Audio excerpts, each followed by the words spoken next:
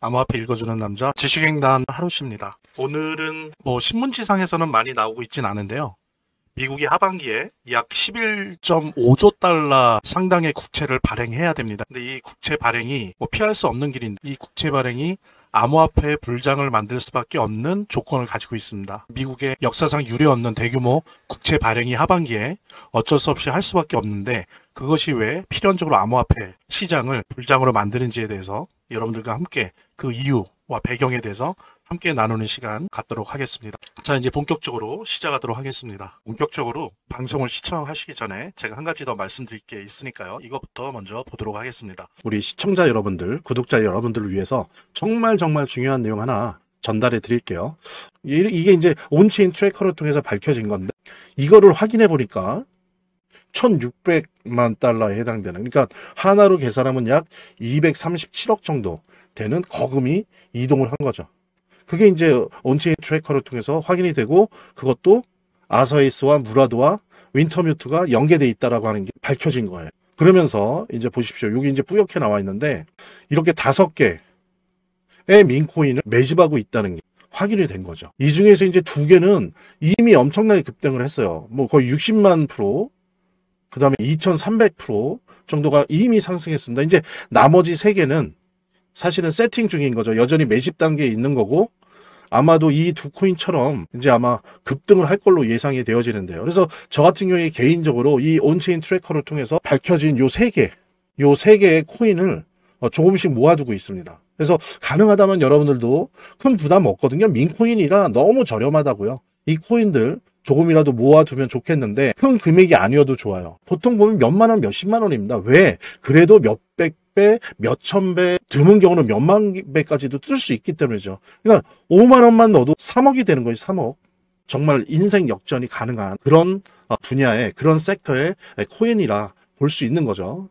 그래서 저도 조금씩 매집하고 있으니까 여러분들도 인생 역전의 기회를 한번 몇만 원 혹은 몇십만 원의 돈으로 한번 만들어 보는 게, 오히려 거의 확률이 없는 로또를 사느니 그 로또 살 돈으로 이런 거를 조금씩 그때그때 기회가 생길 때마다 민코인에 투자를 해보는 게 좋지 않을까, 그렇게 생각해서 여러분들에게 온체인 트래커를 통해서 저희 트레이드 센터에서 직접 밝혀낸 정보를 함께 여러분들이랑 공유하고 있는 거고요. 이 코인에 대해서 좀 더 관심 있고 알고 싶으신 분들, 투자를 할지 안 할지는 모르겠지만 일단 리스트업이라도 받아봐서 시장 조사를 한번 해보고 싶다라고 생각하시는 분들은 제가 아까 말씀드렸던 010-9627-320으로 문자 이렇게 남겨주시면 제가 순차적으로 확인한 다음에 해당 코인의 이 리스트업된 해당 코인 3개 제가 알려드리도록 하겠습니다. 위에 2개는 이미 폭등을 해서 저희들의 경험에 의하면 안 들어가는 게 좋고요. 아래 거는 아직도 세팅 중이거든요. 그러니까는 같이 지금 그들도 매집을 하고 있으니까 우리도 같이 매집하면 좋겠다. 그래서 그 3개 코인 저희들이 알려드리려고 하고, 여기에 단 몇만 원이라도 몇십만 원이라도 이렇게 한번 매집을 할까 말까 직접 눈으로 보시고, 현재 이제 미국의 이제 국채 발행에 대한 이야기를 하려면 현재 미국 국채 채무 사항에 대해서 간략하게 좀 정리를 하는 게 필요한 것 같아요. 현재 여기 화면에 보시는 것처럼 현재 미국 국채는 36.2조 달러입니다. 그러니까 채무 한도가 풀로 찼어요. 채무한다라고 하는 거는 의회의 권한이거든요. 그러니까 행정부랑 의회가 사실 조율을 하는데 최종적인 결정은 이제 의회가 하는 거죠. 근데 지금 올해 초에 채무한도를 정해놓은 게 36.2조 달러로 꽉 찼었기 때문에 사실은 상반기에 아시는 분은 아시겠지만 미국이 채권을 발행을 못했었어요. 이제 발행하지 못하니까 돈이 없잖아요. 그러니까 그걸 대신 어떻게 했냐면은 공무원들의 연기금 계좌, 그 다음에 재무부에 있는 일반 계좌에서 약 1.1조 달러를 빌렸어요. 왜냐하면 채무 한도가 꽉 차 있으니까 채권을 발행하지 못하지 않습니까? 그러니까 예산 적자가 상반기 동안 약 한 1.1조 달러가 적자가 났었어요. 이 부분을 공무원 연기금과 재무부 계좌에서 빌렸었습니다. 그런 속 사정이 있었는데 이제는 더 이상 빌릴 곳이 없어요. 연기금도 바닥났고 재무부 계좌도 바닥났어요. 채무 한도 이걸 못 높이면은 미국 정부의 예산은 디폴트가 돼요. 그러니까 망하는 거예요. 그냥 붕괴되는 거예요. 그래서 따라서 반드시 지금 한 8월, 늦어도 9월 사이에 채무 한도를 의회랑 협의를 해서 높여야 됩니다. 그래서 상반기에 1.1조 달러 빌렸죠. 이것도 갚으면서 동시에 하반기에 예상되어지는 예산 적자가 마찬가지로 1.1조 달러거든요. 그럼 그거를 합한 2.2조 달러의 신규 채권을 발행할 수밖에 없어요. 이거는 제가 개인적으로 발행할 것 같습니다 예측하는 게 아니라 미국이 디폴트가 안 오려면 필연적으로 반드시 의무적으로 채무 한도를 높이고 최소한 2.2조 달러 채권을 발행해야 됩니다. 근데 이것만이 아니에요. 뒤에 제가 보여드릴 텐데, 근데 미국 입장에서는 2.2조 달러를 채권을 한 해에 발행한 적도 없어요. 요것만 봐도 지금 엄청난 채권을 발행해야 될 상황인데 이게 다가 아닙니다. 2.2조 달러 채권에다가 또 뭐가 붙냐면, 자 보십시오. 진짜 심각해요. 지금 미국이 올해 안에 만기가 오는 채권이 9.3조 달러인데 이거를 해결하려면 의회랑 얘기해서 지금 8월 안에 9월 초 안에 채무 한도를 업그레이드하고 채권을 발행해서 막아야 돼요. 요거를 돈이 없거든요. 그러면 어떻게 막냐? 단기 채권 발행해서 이걸 막아야 돼요. 그러려면 채무 한도를 업을 해야 된다고요. 앞에서 본 2.2조 달러 2.2조 달러에 9.3조 달러 합하면 뭡니까? 11.5조 달러는 제가 개인적으로 예측하는 게 아니고요. 미국이 디폴트 되지 않기 위해서는 어쩔 수 없이 필연적으로 발행해야 되는 최소한의 채권이에요. 그것도 언제 무슨 뭐 5년 안에 4년 안에 임기 중이 아니라 올해 안에 한꺼번에 11.5조 달러에 달하는 채권을 발행해야 됩니다. 그중 2.3조 달러는 차환하는 거예요. 그랬을 때 지금 9.3조 달러는 어떻게 해야 되냐면은 신규 발행을 하는 게 아니라 차환시키는 거예요. 단기 채권, 뭐 1개월짜리, 3개월짜리, 6개월짜리 단기 채권을 발행해서 카드 돌려막기 하는 식으로 막아야 되는 거고요. 아까 보신 2.2조 달러는 신규 발행을 해야 되는 거예요. 새롭게. 그랬을 때 지금 현재 부채 이자로만 연 1조 달러입니다. 1조 달러면 우리나라 돈으로 얼마죠? 1,400조. 이거는 미국 1년 예상의 20%예요. 5분의 1을 이자 갚는 데만 쓰는 거예요. 그 다음에 여러분들 아시는 것처럼 얘네들 국방비 얼마 써요? 최소한 1,000조 이상 쓰잖아요. 그랬을 때 이제 지금 보면 부채율이 GDP의 123%입니다. 아시겠지만 거시경제학에서 뭐라고 얘기합니까? 국가 GDP 이내의 부채는 부채가 아니다. 하지만 GDP를 넘어가기 시작하면 이제 위험해지는 거예요. 그거는 이제 진짜 부채가 되는 거거든요. 미국의 GDP를 앞서 나갔어요, 부채가. 그러니까 이제 점점점 망해가는 거죠. 중요한 건 뭐냐면 제가 지금 보여드린 것처럼 11.5조 달러의 채권을 새로 발행해야 된다라고 하는 상황. 2.2조 달러는 신규 발행하고 요 9.3조 달러는 차환 발행을 해야 돼요. 그런데 역사상 미국 같은 경우에 한 해에 1조 달러 넘는 채권을 발행한 적이 거의 없어요. 근데 올해 하반기 동안에만 11.5조 달러를 채권을 발행해야 되는 겁니다. 그래서 8월 정도로 예상되는 의회와 행정부의 부채 한도 협상 결과를 주목해야 돼요. 최소한 아마 5에서 6조 달러 정도는 부채 한도를 높여야 될 거예요. 절반만이냐면은 요거는 돌려막기로 한단 말이에요. 단기 채권으로 돌려막기 하니까 이자가 지금 한 4% 전후란 말이에요. 근데 그게 1개월짜리, 3개월짜리, 6개월짜리니까 평균 유동회수를 연 4에서 5회 계속 돌려막아야 되니까 9.3조 달러 채권 이자 돌려막는 거 하면 최소 5조에서 6조 달러를 부채 한도를 업해야 됩니다. 그래야 이 문제를 해결할 수 있다는 거고, 망하기 때문에 의회도 트럼프 행정부가 미워도 이거를 들어줄 수밖에 없어요. 왜? 안 들어주면 망하니까. 재정이 파탄나기 때문에 요 부채 한도 협상이 어떻게 되는지 여러분들도 같이 저랑 함께 주목을 하면서 추적을 해야 되고요.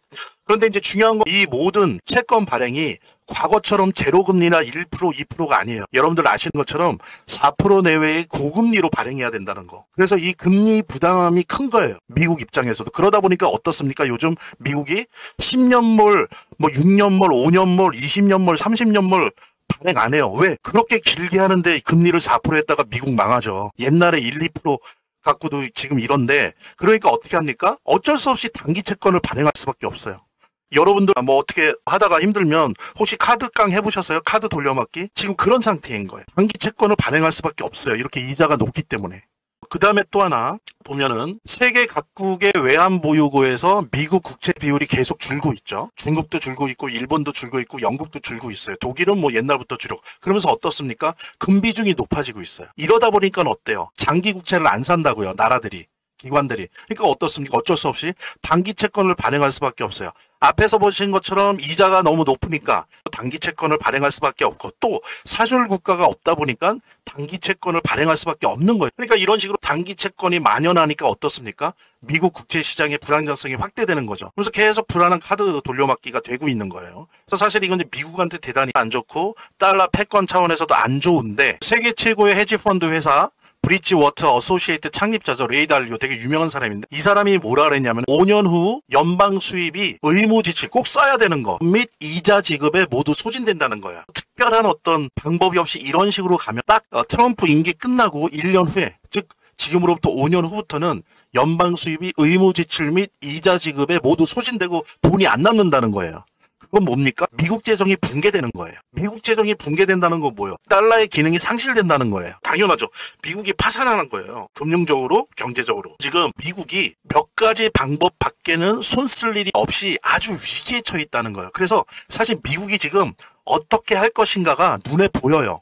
왜? 예전처럼 쓸 카드가 많지 않아요. 몇 개 안 되거든요. 지금 이제 달러 스테이블 코인으로 일부는 해결하려고 하고 지금 관세 협상을 통해서 동네 깡패처럼 현금을 도둑질하잖아요. 각 나라로부터 각출하고 있잖아요. 이게 한계가 있잖아요. 예. 그러니까 지금 단기 채권을 계속 발행하면서 돌려막기 하고 있는 거예요. 자, 그런데 이게 어려운 일인데 이게 역설적으로 인플레이션을 일으킬 겁니다. 이게 참 웃긴 건데 이러한 미국의 재정 위기가 암호화폐 시장에는 호기를 줘요. 모순적인 역설이 등장한다는 거죠. 미국의 재정적 위기 자체가 특히 암호화폐 투자를 하는 분들에게는 아주 결정적인 호기를 줄 거예요. 그런 아주 모순적인 역설이 등장을 합니다. 오히려 주식시장이건 암호화폐 시장이건 망하면 망하지 왜 오히려 호기냐? 미국이 다른 방법이 없어요. 국채 발행 안 하고 넘어갈 방법이 없어요. 그래서 결국에 하반기에 11.5조 달러어치의 단기 국채를 발행할 건데 이 국채를 발행하는 순간 국채를 발행하면 이걸 사줘야 되잖아요. 이거를 소화할 사줄 유동성을 공급하는 게 불가피하다는 거예요. 자, 이거를 발행했는데 안 사주면 어떻게 됩니까? 미국 망하는 거예요. 예, 이거는 그냥 선택의 여지가 없어요. 그래서 어떻게 합니까? 연준이 유동성을 공급할 수밖에 없어요. 왜? 국채 발행할 수 있는 소비력을 만들어내기 위해서. 그래서 첫 번째 쓰는 방법이 예전에도 몇 번 썼었어요. 항상 이거밖에 없습니다. 연준이 개입할 수 있는 게. 자, 연방준비은행이 역레포 시장을 활성화시킬 거예요. 역레포 시장은 뭐냐? 그냥 쉽게 설명드릴게요. 연방준비은행이 시중은행으로부터 돈을 받아요. 돈을 받으면서 대신 채권을 팔아요. 예. 원래 채권보다 이자를 좀 높게 줘요. 가령 그 채권이 만약에 이자가 4%다 그러면 이 은행한테는 4.1%, 4.2%로 주는 거예요. 대신 시중은행에 있는 현금을 갖고 와서 그걸로 국채를 사는 거죠. 이거를 이제 역레포 시장이라고 하는데 이 얘기는 뭐냐면은 그러니까 돈을 뿌릴 수밖에 없죠. 누구의 돈을? 시중은행의 돈을. 그리고 자기들도 약간 갖고 있는 돈을 뿌릴 수밖에 없어요. 예, 그래서 유동성 공급이 불가피하다는 거죠. 이거는 외통수예요. 예, 나라가 사주지 않는 상황에서 이렇게 갈 수밖에 없어요. 이거는 외통수입니다. 예. 그 다음에 또 연방준비은행이 초과지급 준비금의 이자를 낮춰요. 아주 쉽게 설명드릴게요. 초과지급 준비금이라는 건 뭐냐면은 시중에 있는 은행들이 이자를 받고 연방준비은행에 돈을 비축해 놓는단 말이에요. 자기들의 지급준비금이 있지 않습니까? 자기 은행은 가령 10조 달러를 갖고 있어야 된다. 근데 12조 달러를 갖고 있어. 그러면 초과는 2조 달러에 해당되는 걸 연방준비은행에 예치시키고 이자를 받는 게 있거든요. 그게 이제 초과지급 준비금이라고 하는데 연방준비은행이 이 이자를 가령 2% 주던 거를 1%로 낮춥니다. 낮춰버리면 어떻게 돼요? 연준에 묶여있던 시중은행의 자금이 채권 매입으로 갈 수 있게 시장 조작을 하는 거예요. 그럼 왜 채권으로 갑니까? 시중은행의 돈이 초과지급 준비금 이자를 낮추니까 그 이자 대신 채권 이자를 갖겠다는 거예요. 시중은행들은 대신 안전한 걸로. 위험하지 않은 자산, 채권을 사는 거예요. 그래서 그런 식으로 직접 채권을 연방준비은행이 시중은행의 돈을 받아서 역레포 시장을 통해서 직접 채권을 사는 게 있고 또 한 가지 방법은 초과지급 준비금 이자를 낮춰서 대신 연준에 묶여있던 시중은행 돈이 채권 매입으로 갈 수 있게 공개적으로 시장 조작을 하는 거예요. 그러면서 이제 유동성을 공급시키는 거죠. 그래서 시중에 돈이 많이 풀릴 수밖에 없는 거죠. 그리고 또 하나는 이게 되게 큰 건데 2.2조 달러 이 예산 적자는 신규 발행할 수밖에 없어요. 이거 만기 도래가 아니기 때문에 이건 신규기 때문에 기관들이 이거를 산다고요. 산 다음에 이거를 은행에 담보로 맡겨요. 다 그래요. 이거를 은행에 담보로 맡긴 다음에 그 돈을 받아서 투자 활동을 한단 말이에요. 왜? 그 채권 이자보다 많이 벌 자신이 있거든요. 기관 투자자들은 뭐 3.8% 안 먹을래. 나 이거 맡겨놓고 담보대출 받아서 6%, 7%, 8%, 10% 먹을 거야. 이런 식의 투자 활동하는 게 불가피해요. 그러면 어떻습니까? 최소한 약 2조 달러가 시중에 풀어지는 거예요. 단기간 내에. 이걸로 주식에도 들어가고 암호화폐 시장에도 들어가고 이렇게 된단 말이에요. 그러니까 제가 지금 대표적으로 연준이 쓸 수밖에 없는 방법 두 가지와 그 다음에 지금까지 신규 국채를 발행했을 때 기관 투자자들이 항상 100% 했던 방식을 안내해 드린 거예요. 이렇게 함으로써 의무적으로 시중의 유동성이 증가합니다. 시중에 11조 달러만큼의 유동성이 흘러나오는 거예요. 그 다음에 또 하나는 달러 가치가 하락하죠. 이러다 보니까 어떻게 됩니까? 자금이 위험자산인 금과 암호화폐로 흘러 들어갈 수밖에 없어요. 여러분들 이제 금도 보십시오. 또 꿈틀거릴 거예요, 하반기에. 왜? 이 유동성이 어디에 달라붙겠습니까? 특히 달러 가치가 하락하는 상황에서 당연히 금과 그다음에 위험자산으로 떠오르고 있는 비트코인을 위시로 한 암호화폐 시장으로 흘러갈 수밖에 없어요. 그래서 역설적이게도 미국은 지금 죽냐 사느냐에서 막 별의별 방법을 쓰면서 11조 5조 달러 규모의 채권을 발행했는데 이게 시중에 최소한 11조 달러 규모의 유동성을 공급하게 된다는 거죠. 뭐 1년 후 2년에 걸쳐서 되는 게 아니라 몇 달 남지도 않은 이 하반기에 집중적으로 시중에 풀린다는 거예요. 그러면 유동성이 금과 암호화폐 쪽으로 갈 수밖에 없다는 겁니다. 그래서 이런 역설적 인플레이션이 등장하게 된다라는 걸 여러분들이 염두에 두셔야 되고요. 암호화폐가 불장을 맞게 될 거예요. 분명히 올 수밖에 없어요. 그러니까 돈의 흐름이 그렇게 가고 있기 때문에 그 돈의 흐름을 누가 막거나 바꾸거나 할 수가 없어요. 게다가 이거는 선택적인 게 아니라 그냥 외통수거든요. 미국이 붕괴하니까. 재정이 붕괴하기 때문에 자 보십시오. 지금 현재 비트코인 지배 지수가 59.7이에요. 한 달 전만 해도 65였어요. 그 얘기는 뭡니까? 비트코인에 있던 돈이 알트코인 쪽으로 넘어간다는 걸 의미하는 거예요. 이게 그냥 지수가 중요한 게 아니고. 그 다음에 이더리움 지수는 어때요? 7.5였어요. 한 달 전에 지수가. 지금 12.9입니다. 엄청 올랐죠. 4,000달러 뚫었죠. 그래서 이 상태는 알트코인 불장의 초입 단계. 그래서 사실은 지난달에 금리 인하가 결정이 됐으면 이제 난리가 났었을 거예요. 지금 현재는 알트코인 불장 초입 단계다. 그래서 눌리기도 하고 오르기도 하고 막 이래요. 그 다음에 또 하나는 현재 알트코인 시장 지수가 38이에요. 그런데 이게 40대, 40, 42, 44, 45 이런 식으로 가면 이게 뭘 의미하냐? 알트코인에 있는 10대 코인들 있죠. 뭐라고 할까? 뭐 XRP, 솔라나 뭐 이런 것들, 체인링크 좀 이런 것들이 먼저 상승할 거예요. 물론 초입 단계에서도 오르기도 하는데 좀 변동성이 심한 거죠. 이것이 이제 알트코인 지수가 40, 42, 45 이렇게 가면 확실히 한 10대 코인, 시중 10대 코인 정도가 먼저 상승을 합니다. 그런데 15를 거쳐서 50으로 근접을 하게 되고 접근하게 되기 시작하면서는 알트 불장, 알트코인 불장이 본격화되는 거예요. 그래서 여기 보세요. 이 지수를 많이 보셔야 돼요. 뭐 저는 코인마켓캡에서 많이 보는데 여러분들도 하반기에는 가능하시면 하루에 한 번은 보세요. 그러니까 이 지수 확인을 하세요. 그래서 돈이 어디로 흘러가는지를 이걸로 짐작을 하셔야 돼요. 한국말로 이거는 바꾸면 되죠. 그렇죠? 자, 비트코인 지배력 지수 지금 59.7이에요. 전달에는 제가 말씀드렸죠. 64였어요. 이렇게 떨어진 거. 즉 돈이 나가고 있다는 거죠. 비트코인에서. 그다음에 여기 보면 이더리움 있죠. 이더리움. 예, 12.9. 지금 계속 오르고 있어요. 이게 한 달 전에는 약 7점대였어요. 근데 지금 이렇게 올라간 겁니다. 비트코인에서 돈이 빠져서 이더리움으로 가고 있다는 걸 의미하는 거예요. 그리고 이제 알트코인 지수를 보셔도 돼요. 이것도 같이 매일 일기 쓰듯이 비트코인 지배 지수랑 알트코인 시즌 지수는 매일 하루에 최소한 한 번은 보는 게 좋습니다. 지금 38이에요. 근데 이게 이제 40을 뚫고 50을 뚫고 이렇게 가야 이제 완전히 알트코인 불장이 본격화되는 거다라고 볼 수 있는데 지금 알트코인 시즌에 걸쳐 있는 거죠. 초입 단계 여기 지수를 보시면 아시는 것처럼 자 그래서 이런 것들을 좀 보시면서 판단을 또 이제 개인적으로 내리셔야 될 텐데 자 다시 돌아올게요. 자 그래서 40 거쳐서 50 가면 알트 불장이 본격화되고 10대 코인을 넘어서 테마별로 순환 상승할 거예요. 즉 뭐냐면 가령 파이코인 같은 실거래형 화폐들도 막 올라갈 거고 뭐 시바이누나 뭐 베이비도지 같은 민코인들도 막 올라갈 거고요. 그 다음에 디파이 쪽에 있는 코인들도 막 올라갈 거고 RWA 쪽에 있는 코인들 여러분들 제가 디파이 쪽 R5를 종목들 다 알려드린 거 보셨을 거예요. 만약에 안 보셨다면 나중에 시간 되실 때 한번 봐보세요. 디파이 쪽 코인에서 RWA 코인 중에서 뭐가 오르지 다 찍어드렸으니까 이게 이 알트코인 시장 지수가 45를 넘어가기 시작하면 이제 꿈틀거릴 거예요. 그래서 50 넘어간다 그러면 이제 엄청나게 이제 폭등을 하게 되는 거죠. 그러면서 이제 게임 테마 이런 식으로 테마별로 순환 상승을 하게 될 거예요. 예전에 제가 글로벌 M2 통화량 가지고 이제 암호화폐 시장 한 거 거기 보시면 이미 상반기에 미국을 중심으로 해서 유럽, 일본 이쪽에 글로벌 M2 즉 통화량이 사상 유례 없이 늘었어요. 팬데믹 때 너무 돈이 많이 풀려서 주식 폭등하고 부동산 폭등하고 그랬었잖아요. 그러다가 이제 돈을 묶었었다고요.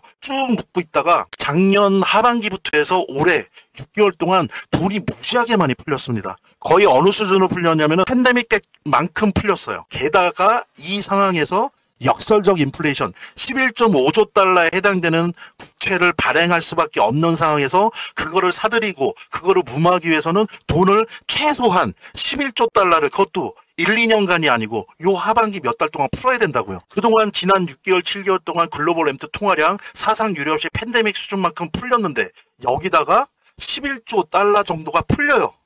어떻게 될 것 같습니까? 자산 시장이. 그런데 달러는 떨어지고 있어요. 그럼 물론 주식으로도 가겠지만 주식보다 어디로 갈까요? 위험 자산으로 많이 간단 말이에요. 왜? 돈은 풀렸는데 달러 가치는 떨어지고 있어요. 이러면 돈이 어디로 간다? 위험 자산으로 많이 간다. 근데 위험 자산이 대표적인 게 뭐냐? 금이다.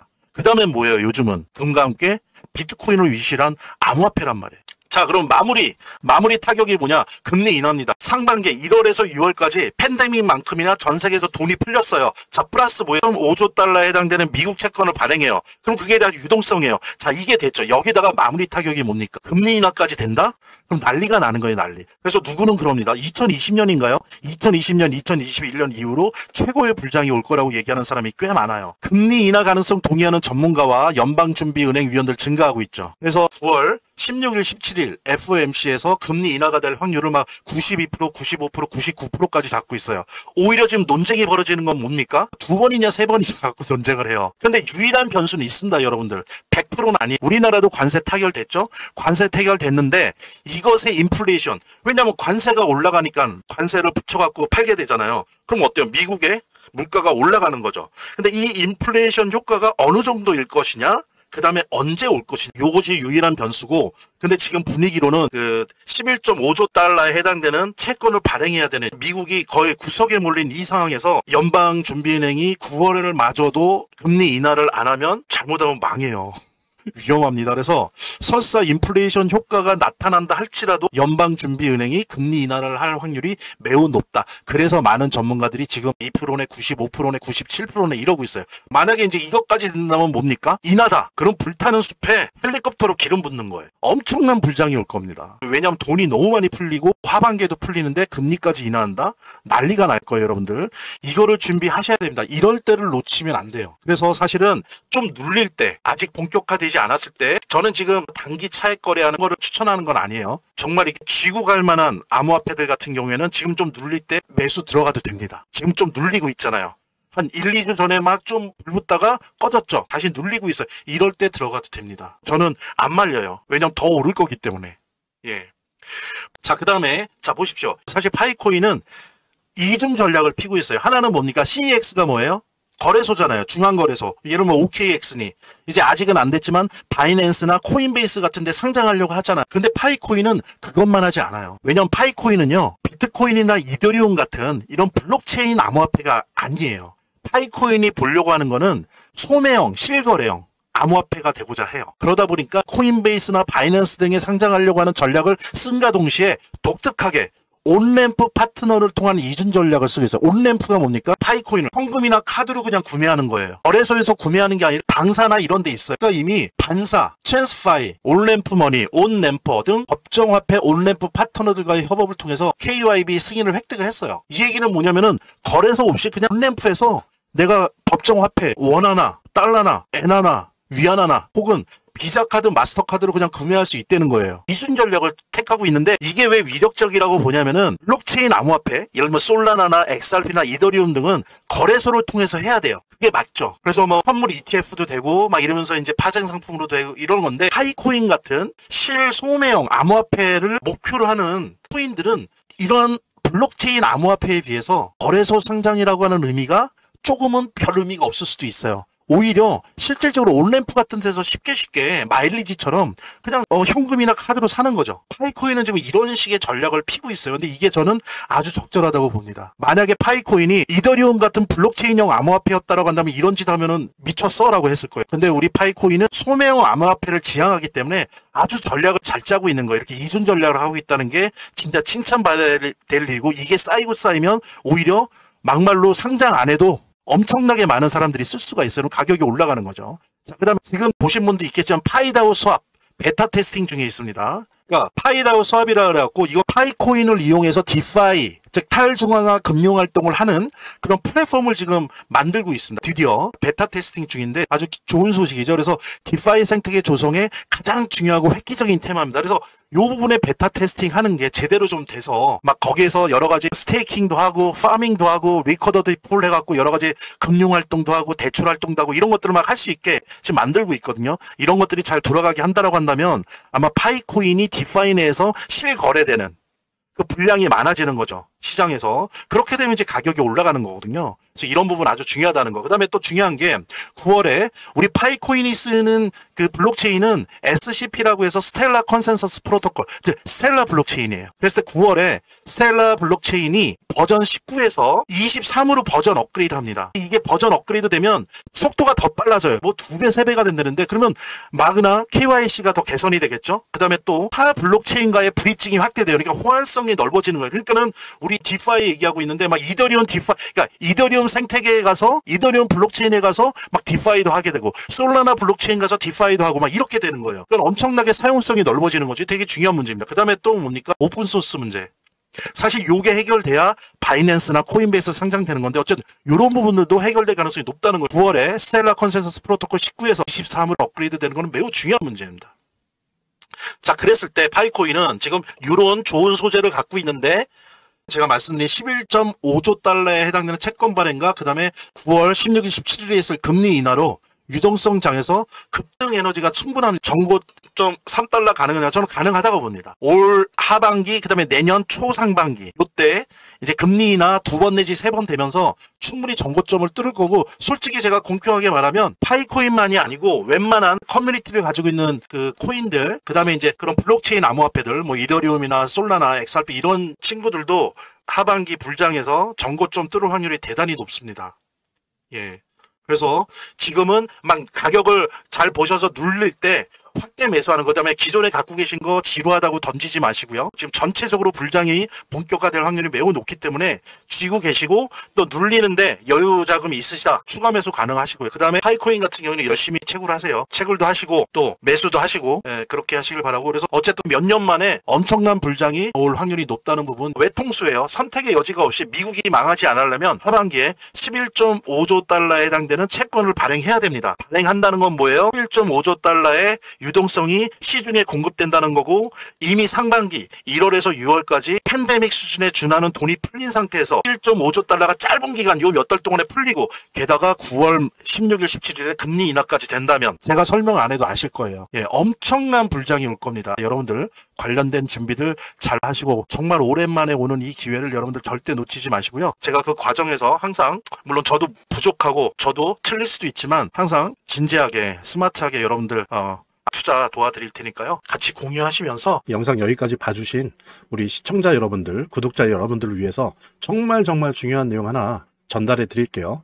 뭐 잘 아시죠? 비트맥스의 공동 창업자이고요. 전 CEO인 아서 헤이스. 예, 아서 헤이스가 뭐 아시는 것처럼 되게 자주 민코인에 대해서 얘기를 했었습니다. 예. 그래서 그가 이제 언급한 코인들을 보면 여러 개가 있는데, 특히 뭐 대표적인 게 페페코인, 뭐 지캐시, 베이비도지, 봉크, 도구 위헷 등등등등 이제 다양한 민코인들이 있는데요. 놀라운 것은 그가 언급했던 민코인들이 대부분 엄청난 상승을 만들어냈다는 점이죠.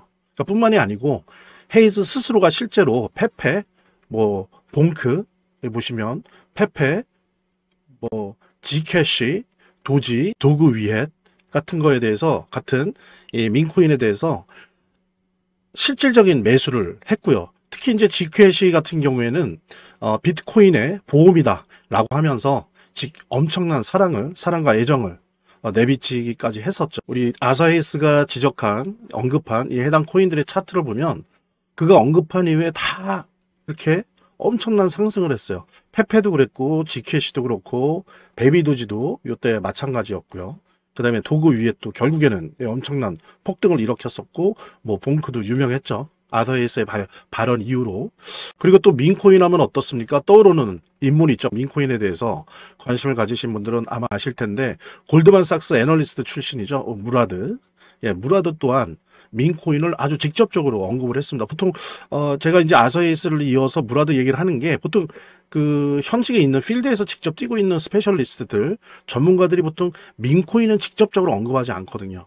그래서 이제 제가 특히나 더욱더 아서헤이스에 이어서 직접적으로 공공연하게 공개적으로 언급을 했던 무라드의 케이스를 보고 있는 건데요. 무라드 같은 경우에 이제 예를 들면 XPS 코인, 그 다음에 기가차드, 모그, 컴플럭스 코인 등 여러 가지 이제 코인에 대해서 극찬을 아끼지 않았었습니다. 그래서 SPX 같은 경우에 비트코인보다 더 커질 수 있다, 아주 강한 발언을 했었고요.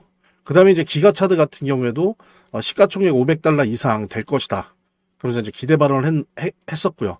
그 다음에 모그에 대해서도 이게 다음에 넥스트 시바이누다 라고 하면서 그 성장 가능성을 평가를 했었고, CFX에 대해서도 중국판 이더리움이다 라고 하면서 아시아 시장에서 지금 현재 존재감을 키우는 중인데, 마찬가지로 이렇게 무라드가 언급한 민코인들을 보면 무라드가 이렇게 언급한 이후에 보십시오. CFX도 그렇고 모고도 그렇고 기가차드도 그렇고 그 다음에 SPX도 그렇고 다 급등을 했어요. 여기 보십시오.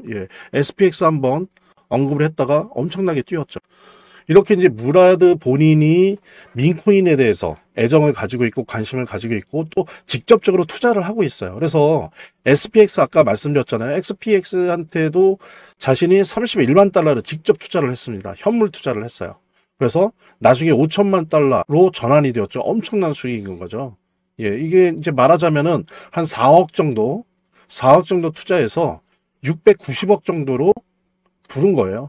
엄청난 거죠. 이거는 뭐 폭등 정도가 아니라 폭등입니다. 그러니까 한 160배가 오른 거니까요. 엄청난 수익을 무라드 자신도 실제로 냈었다. 그냥 단순히 코멘트해주고 분석하고 시장에 그걸 공개하고 하는 정도가 아니라 스스로도 직접 투자를 해서 자기 판단이 맞다는 거를 대중들에게 다 입증을 했었죠. 이 밖에도 이제 여러분들이 포털 사이트를 조금만 검색해 봐도 뭐 페페코인이 2200% 올랐다. 뭐 또 트럼프 오피셜 트럼프 민코인이 60% 올랐다. 퍼치 펭귄이 ETF 기대감 때문에 하루 만에 33%가 올랐다. 시바이누가 138% 상승했다. 적게는 30%, 60%, 100%, 2000% 이렇게 올랐다면 다 민코인들이에요. 실제로 한번 차트로 봐도 마찬가지로 확인을 할 수가 있는데요. 여기 보십시오. 105일 만에 105일 만에 페페코인이 1100% 상승을 했어요. 그죠? 그 다음에 287일 만에 3900% 상승이 나왔습니다. 이만큼 이제 민코인은 한 번 상승하면 정말 엄청난 펌핑을, 시원시원한 펌핑을 보여주는 그런 종류의 코인이다 라고 할 수 있는데요. 최근 이제 세계에서 가장 영향력 있는 마켓 메이커, 시장 조성자로 알려져 있죠.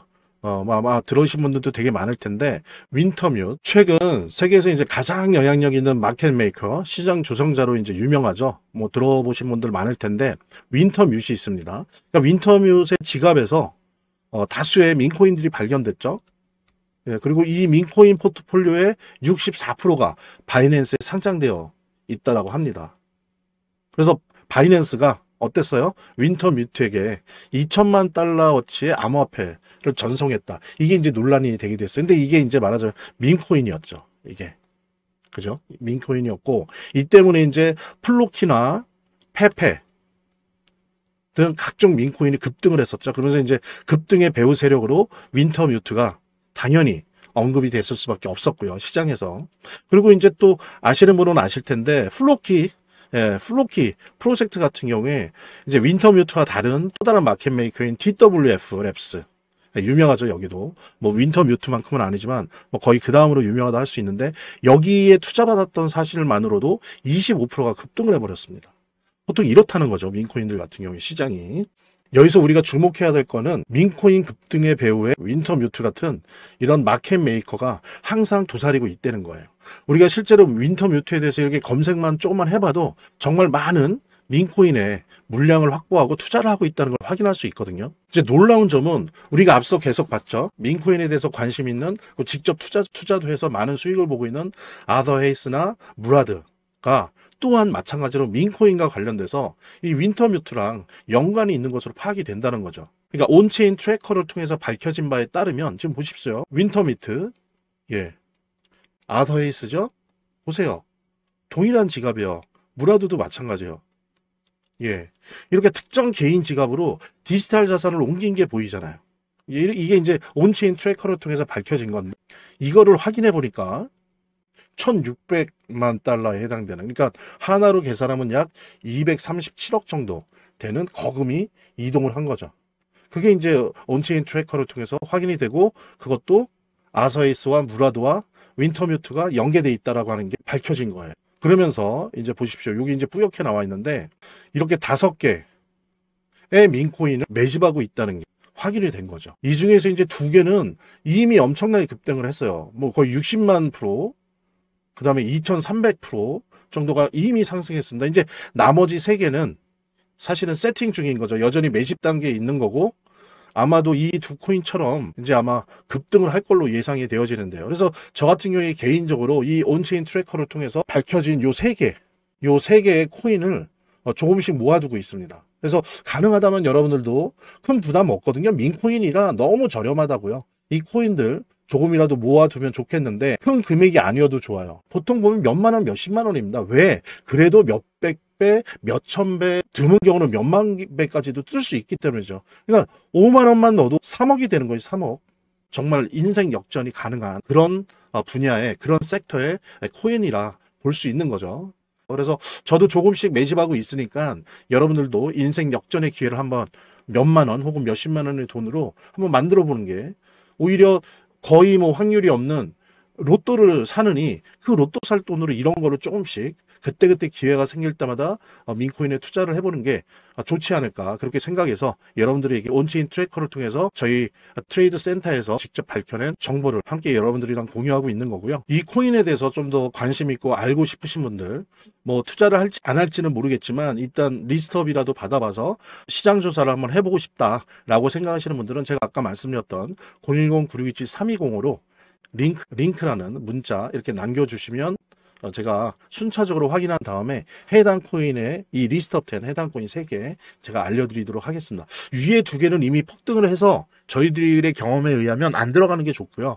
아래 거는 아직도 세팅 중이거든요. 그러니까는 같이 지금 그들도 매집을 하고 있으니까 우리도 같이 매집하면 좋겠다. 그래서 그 3개 코인 저희들이 알려드리려고 하고 여기에 뭐 단 몇만 원이라도 몇십만 원이라도 이렇게 한번 매집을 할까 말까 직접 눈으로 보시고 조사해 보시고 확인하시기 바랍니다. 이렇게 더보기란이 있습니다. 이 더보기란을 클릭을 하시면 다음 이런 화면이 나오는데요. 이 화면에서 모바일 링크가 있습니다. 이 모바일 링크 아래에 이 링크를 클릭을 하시면 이런 화면이 나오는데요. 여기서 이제 해당되는 웹을 클릭하시면 되는데 저 같은 경우에 아이폰이니까 사파리를 클릭하시면 됩니다. 그 다음에는 열기를 클릭하시면 되고요. 그 다음에 보면은 바로 이렇게 저절로 문자를 보낼 수 있게 되어 있습니다. 이렇게 보내기 버튼만 누르면 완료됩니다. 자, 이렇게 편하게 몇 번의 클릭만으로 문자를 편하게 보시는 거 활용하시고요. 이 화면의 고정 댓글에 보면 구독자와 시청자분들에게 드리는 무료 혜택 설명이 있거든요.